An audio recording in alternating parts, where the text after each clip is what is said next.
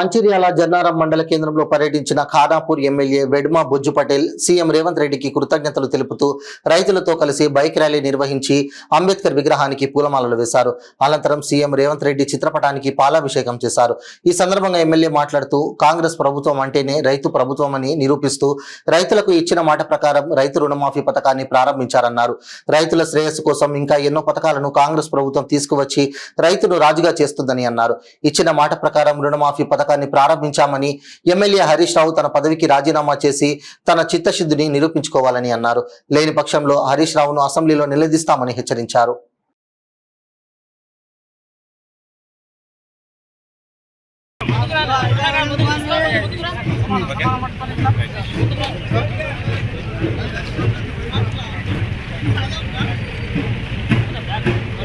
జై కిసాన్ జై జవాన్ జై కిసాన్ రేవంత్ రెడ్డి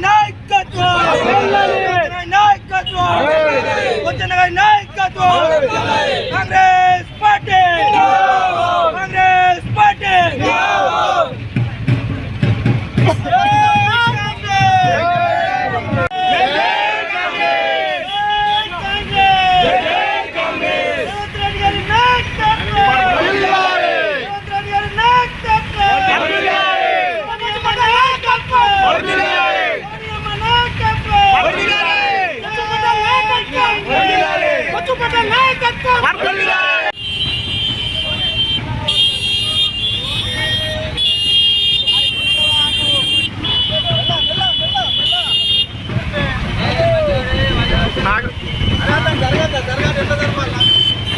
రైతులకు ఇచ్చిన మాట నిలబెట్టాలి అనే ఆలోచనతో గౌరవ ముఖ్యమంత్రి ఉప ముఖ్యమంత్రి బట్టి విక్రమార్క గారు, అదేవిధంగా వ్యవసాయ శాఖ మంత్రులు మనము మే 6న వరంగల్ రైతు డిక్లరేషన్లో మరి 2 లక్షల రుణమాఫీ చేస్తామని చెప్పడం అనేది జరిగింది.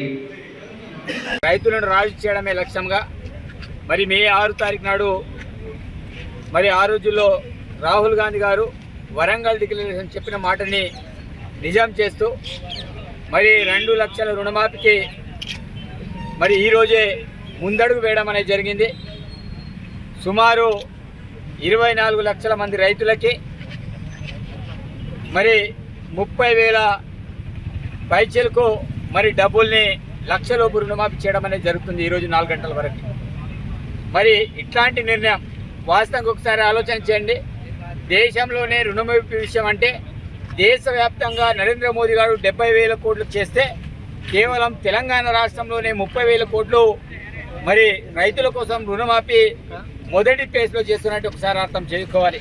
అంటే ఏ రోజు కూడా చేయని పని గౌరవ ముఖ్యమంత్రి రేవంత్ రెడ్డి గారు చేస్తున్నారు. మరి ఈ యొక్క తీసుకునే నిర్ణయం ఆషామాషి కాదు. ఎన్నో ఇబ్బందుల్లో ఉన్నాం. మరి ఆర్థికంగా కేసీఆర్ కుటుంబం అంతా కూడా దోచుకున్నది. డబ్బులు లేకపోయినప్పటికీ ముక్కువని ధైర్యంతో గౌరవ ముఖ్యమంత్రి, అదేవిధంగా ఆర్థిక శాఖ మంత్రి మరి బట్టి విక్రమార్క గారు, అదేవిధంగా మిగతా సహచార మంత్రివర్గం వీళ్ళందరూ కూడా ఆమోదన చేసి మరి ఇచ్చిన మాట కట్టుబడి ఈరోజు ఈ నిర్ణయం తీసుకోవడం అనేది జరిగింది. మరి హరీష్ రావు గారు మాజీ మంత్రి మాట్లాడారు, ఏ రకంగా చేస్తారు రుణమాఫీని. మీలాగా మేము అబద్ధాలు చెప్పాల్సిన అవసరం లేదు.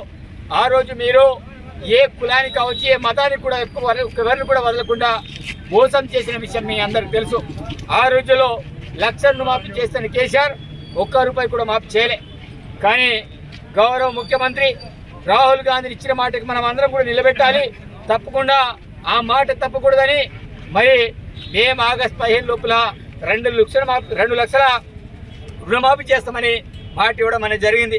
ఆ మాట అనగానే హరీష్ రావు గారు మాట్లాడుతూ నిజంగానే మీరు మాఫీ చేస్తే నేను ఎమ్మెల్యే పదవికి రాజీనామా చేస్తానని మాట్లాడిన హరీష్ రావు గారు ఈరోజు నువ్వు రాజీనామా పత్రాన్ని ఇమీడియట్లీ తయారు చేసుకోవాల్సిన అవసరం ఉంటుంది, స్పీకర్కి సబ్మిట్ చేయాల్సిన అవసరం ఉంటుంది.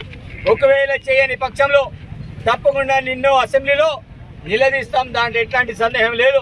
కాబట్టి బీఆర్ఎస్ నాయకులారా, మీరు గవర్నమెంట్ని బద్దం చేద్దామనే ఆలోచనతో కొంతమంది బ్రోకర్లతోటి ప్రభుత్వం మీద బుర్ర చేసే ప్రయత్నాన్ని మీరు మర్చిపోండి.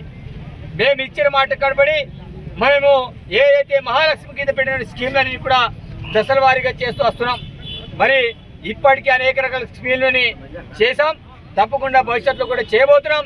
ఈరోజు కార్యకర్తలు కూడా నేను ఒకటే విజ్ఞప్తి చేస్తున్నాను, మనం చేసినటువంటి వాటిని తప్పకుండా సోషల్ మీడియా